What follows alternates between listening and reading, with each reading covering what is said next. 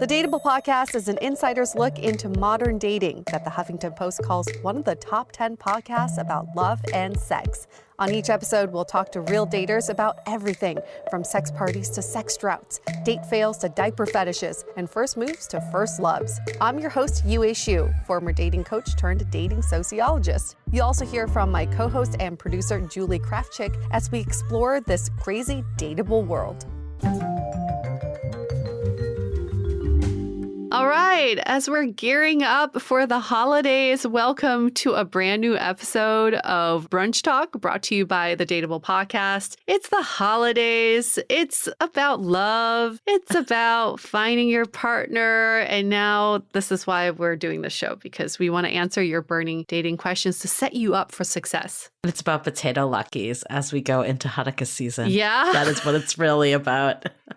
Yeah, tell us more. I feel like potato luckies are basically the same as hash browns. I feel like potato luckies should just be a staple at every brunch, even outside of Hanukkah time. They're so good. Potato pancakes. Is that just a thing around Hanukkah? Yeah, it's for Hanukkah. It's like what you eat on Hanukkah. What happens if you eat it outside of Hanukkah? I mean, you can. No one's going to come and get you. Like the Hanukkah patrol, the Maccabee crew isn't going to come and be like, nope, you can only eat that on Hanukkah.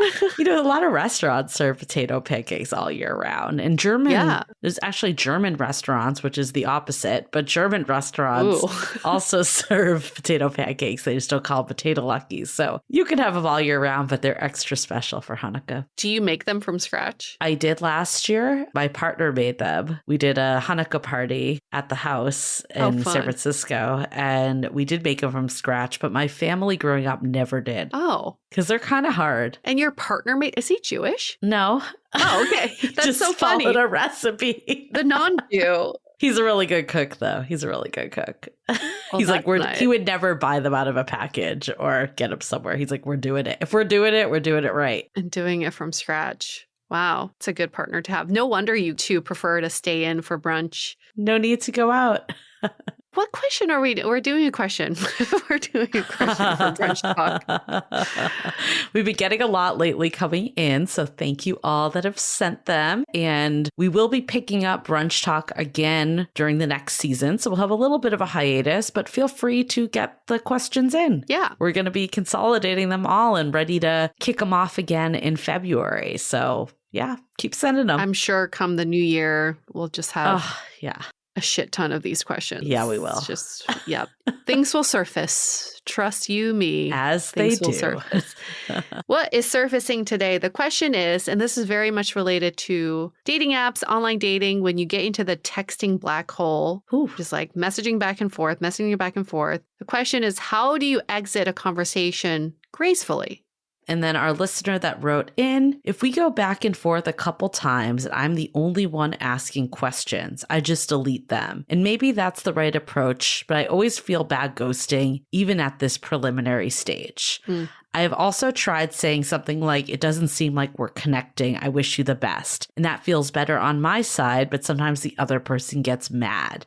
Maybe I need to ask better questions. So could that be it? Any other advice? Well, I have a question for the person who asked the question. And the question is, what's your purpose? What's your goal in these text messages, in the texting? I think maybe if the goal is to get off the messages, it's good to put that up front. Say, I want to get to know you over text, but at some point, I really would like to take this offline if things seem right. The problem is just people don't have a purpose when they're messaging. That's why it just goes back and forth. It gets into this black hole and you can't come out of it. And then you feel bad if you're trying to get out of it. First of all, don't feel bad, but then let's figure out what the purpose of text messaging is and then state that up front. I feel like if any conversation on dating apps goes on longer for, I don't want to say 24 hours, even that's pushing it. I feel like it's like an hour max, even less. I like to move it along to text and then move it along to video or phone or real life. Because when it stays in the dating app limbo for more than 24 hours, we'll say that to be conservative, but I really think that's even pushing it. People lose interest. They forget. Even if you're asking questions, they're maybe on to someone else that things have been moving along more. Some of it's going to come down to what is it that you're asking. when you're getting peppered with questions too on dating apps, sometimes I'm like, oh my God, like I don't want to answer all this to this stranger that isn't indicating that they want to meet up with me. What would be better is ask them a couple of the main questions just so it doesn't feel like you're just asking anyone and everyone out. This will stay with me for the rest of the time. We talked with Meredith Davis a long time ago, who was the director of community at The League, which is a dating app that is still around. And she was talking about how do you get like 3 pieces of info in those early stage that aren't on the profile. So you build that rapport and then you move it along. People don't want a pen pal. I think when someone just asks you a ton of questions, my reaction would be like, does this person ever want to move it offline or to any other form of media? The problem is people treat texting in a dating app like they would treat texting in general. Yes. So they think you're kind of at their disposal. Like, oh, I can text this person whenever I want. They're going to respond back. I kind of liked, I forget which episode we talked about this, but what if you set 2 days a week just for dating apps? Yeah. And then you tell the people you're messaging, I'm only on this app Tuesdays and Wednesdays. So whatever you want to talk about, got 2 days to talk about it. Time box that shit so that they know they can't just keep lingering and asking questions that go nowhere. That way, there is a purpose to the conversation and there's a deadline to the conversation. Or better, get it off immediately. Like if you're not comfortable giving someone your real number, get Google Voice. Yeah. There's many ways that you can go about this, but I agree with you that people view texting on a dating app the same as texting, but you don't know how often is this person checking their dating apps. You don't know how buried your conversation has been now that there's a bunch of other ones. I really believe in moving it along, or even the perception of moving it along. If you're not ready to go on a date right away, that's fine. Like do the different steps. But when you're just talking endlessly for a week, let's say you're just in the dating app talking back and forth questions, no one is hinting to it moving anywhere else. Compared to if you did the back and forth brief banter on the dating app, said something like, I used to always say my app keeps crashing or it's hard for me to text on this app. Would you be down to exchange phone numbers or would you be down to text? And we're super excited to do that. So move it to text message. If you want to text for a few days, then propose the phone or video call. It could be that same week, but it could feel like all these steps are happening versus just something flat and static. Keep on trucking along and make that progress. And it's the content of what you're texting to. Yes. I would love for you all to scroll through your messages and just look at the bullshit you are all messaging about. How are your day? How's your day? Yeah. How's your oh my God. How are you feeling? Tell me more about the third photo. Sorry, because I used to do that too. I'm only making fun of myself too. But the best conversations I've ever had on dating apps was when I was trying to trap Julie's ghoster using a fake profile. So it wasn't even my photos. It was not me. And I was just, because I had already trapped him, I was like, well, since I'm on here, might as well see what else is out there. I had no expectations. Yes. I wasn't trying to get people to like me back. And I had some of the best conversations because I just didn't give a shit. And so sometimes it's like, stop with the cookie cutter messaging and just get the information you want. Move things along and be you. So we've heard in our Facebook group, people love the beta that Bumble's been running, banter. Love it, right? Mm-hmm. And it's banter. That's exactly what it is. I think we are in the minority here that whenever someone says that I open with something about their profile pic, it kind of makes me cringe a little. If you're like, tell me about that third photo, what you were just saying.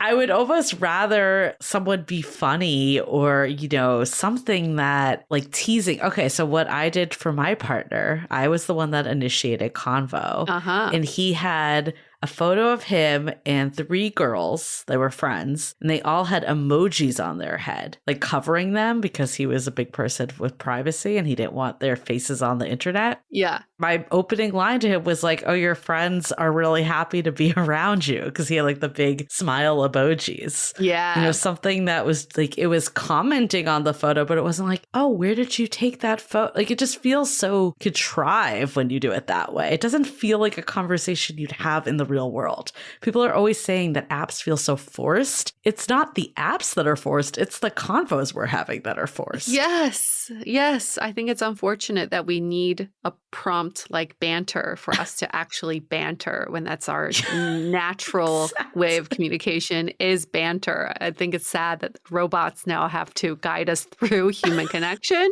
but fine. Whatever can help us is the way to do it. The messaging is so important in the initial stages because you want it to feel personal. You don't want it to feel like an interview or a bot wrote it, right? Because you can copy and paste and all of that to everyone. But what is it that can make this feel like a personal experience? I remember there was one time I was messaging back and forth with this guy and he had a lot of photos with him and his dog. And I asked him, oh, what are you up to tonight? And he said, I have a really hot date I want to see. And I knew right away, I was like, he's going to send a photo of him and his dog. So then I actually beat him to it. And I was like, I have a hot date too, and sent a photo of me and my dog. And that I felt like we really brought it. Yeah, it was personalized because now I'm like, I think he's a dog person. So I think this is where it's going.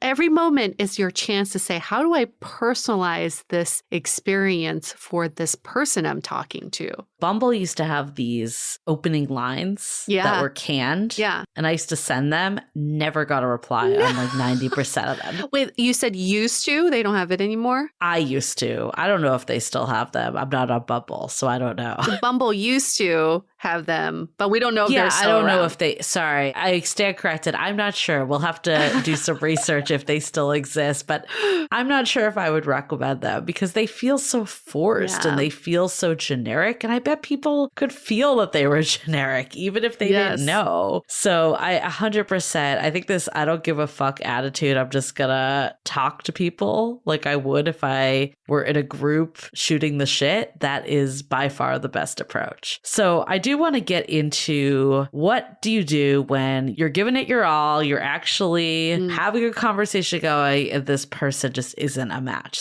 But before we do, let's take a minute for a quick message. This episode is made possible by OMG Yes. Think about this. Wouldn't you experience more pleasure if you knew more about it? OhMyGodYes.com is a website with findings from the largest ever research study into women's pleasure. In partnership with Kinsey Institute researchers, they asked tens of thousands of women what made their pleasure better, solo and with partners. And then they found the patterns in those discoveries that are all organized on this website as super honest videos, animations, and how-tos. And just to clarify, OMG Yes is for everyone who is interested in women's pleasure. My friend first recommended to me, and I'm so glad that she did because I love that I have access to a plethora of experiences and techniques that are detailed so openly without any blushing or shame. One thing their research found is how easy it is for us to lose our curiosity about pleasure and intimacy. So many of us think that we already know, but finding out what works for other people can help you find new things you didn't even know you or your partner liked. I feel like the whole website is designed to support and promote my pleasure. Go to omgyes.com/dateable for a special discount. That's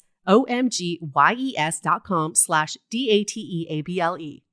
Have you ever thought about how much better dating would be if you had a whole army of people supporting you along the way? We know that dating can be frustrating and lonely, but it can also feel fulfilling and fun. Have you recently decided you want to make some changes to your love life? Maybe you've recently re-entered the dating scene. Maybe you've gone on one too many dates that went nowhere. Or maybe you're just ready to take your current relationship to the next level. That is exactly why we created the Sounding Board, a true extension of our podcast that delivers a personalized experience, which includes monthly office hours where you can drop in and chat with us about anything, weekly sound-offs with guided discussions, and regular virtual happy hours. Allow Julie and I to become your dating Sherpas to provide real-time guidance and wisdom in a more intimate way so we can all navigate dating and relationships together. Join the Sounding Board today by going to dateablepodcast.com/sounding board. Again, that's dateablepodcast.com/sounding board. So yeah, sometimes just not going to be a fit. Maybe they're asking really boring questions or it just petered out completely and you want to get rid of them from your queue.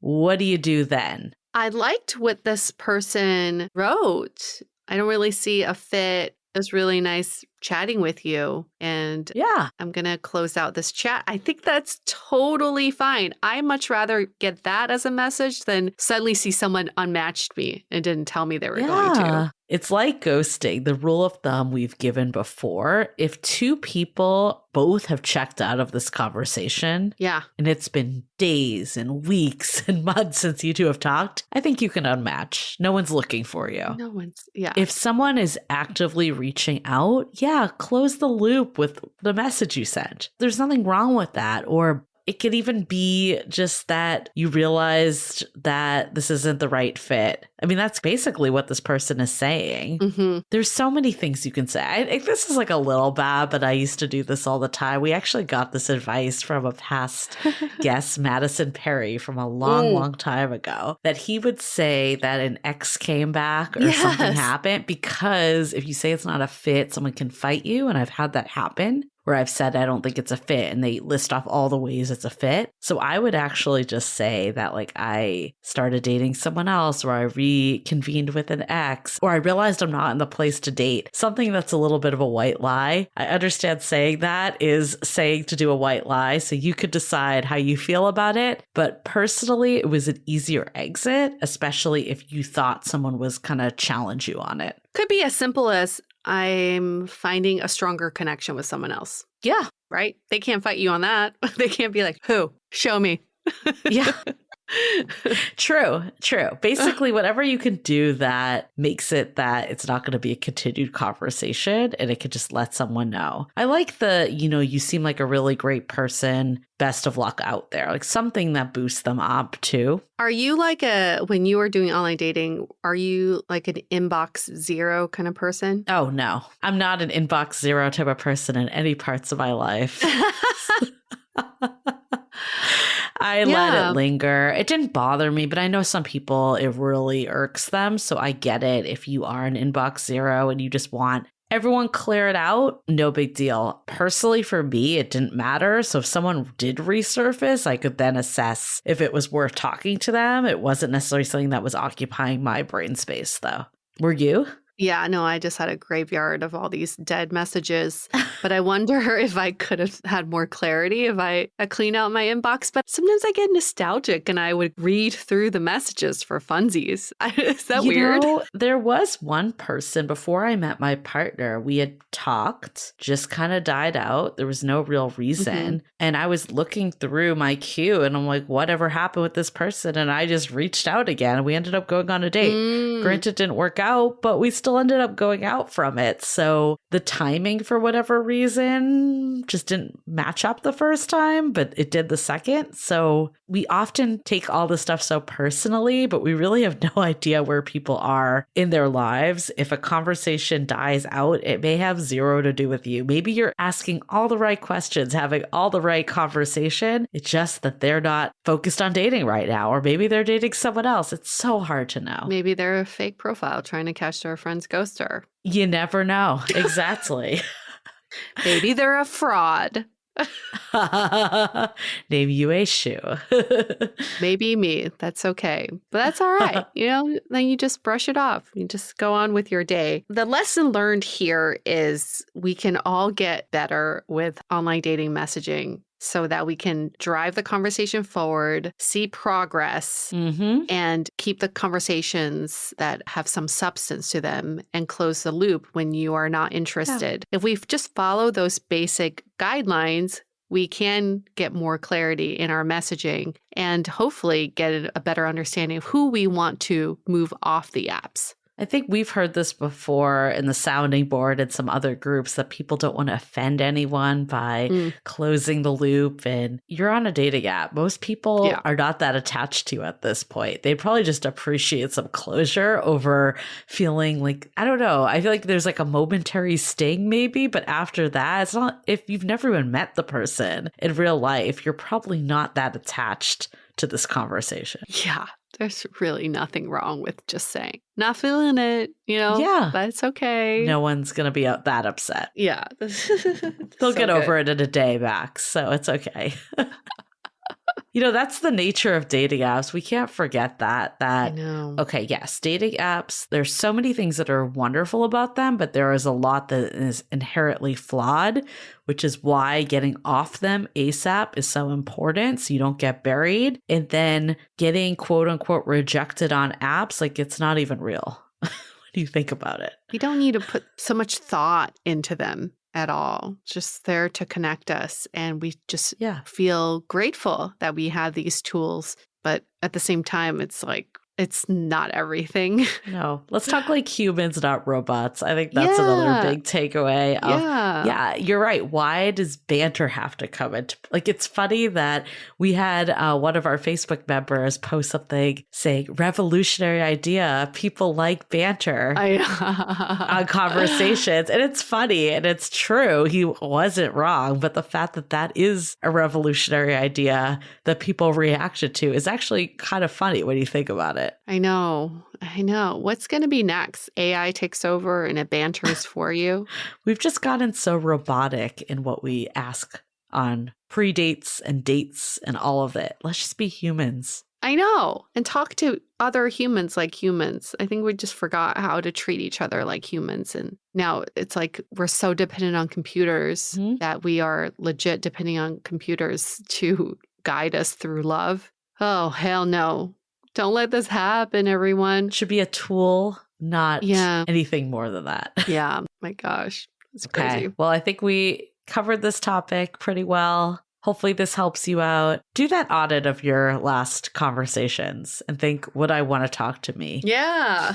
Would I want to keep progressing with this conversation? Yes. Okay. All right. Well, thank you for that question. It's the holidays. We know you're going to have more time on your hands. It's a great time to send in your questions. I'm sure you have so many. You can email us hello@dateablepodcast.com, or you can tag us or DM us on Instagram at Dateable Podcast. We will read through those questions. And while we take a break in January, we will be back in February with a bang to answer all of your questions. Yes. And we will have bonus episodes, just not brunch talk in this hiatus, but we will be back. The gift that keeps giving is brunch talk. That being said, we'll see you next week for our final brunch talk. Whoa. And then we'll see you in the new year. Bye. The Dateable Podcast is part of the Frolic Podcast Network. Find more podcasts you'll love at frolic.media/podcasts. Want to continue the conversation? First, follow us on Instagram, Facebook, and Twitter with the handle @Dateable Podcast. Tag us in any post with the hashtag StayDateable, and trust us, we look at all of those posts. Then head over to our website, dateablepodcast.com. There you'll find all the episodes as well as articles, videos, and our coaching service with vetted industry experts. You can also find our premium Why series, where we dissect, analyze, and offer solutions to some of the most common dating conundrums. We're also downloadable for free on Spotify, Apple Podcasts, Google Play, Overcast, Stitcher Radio, and other podcast platforms. Your feedback is valuable to us, so don't forget to leave us a review. And most importantly, remember to stay dateable.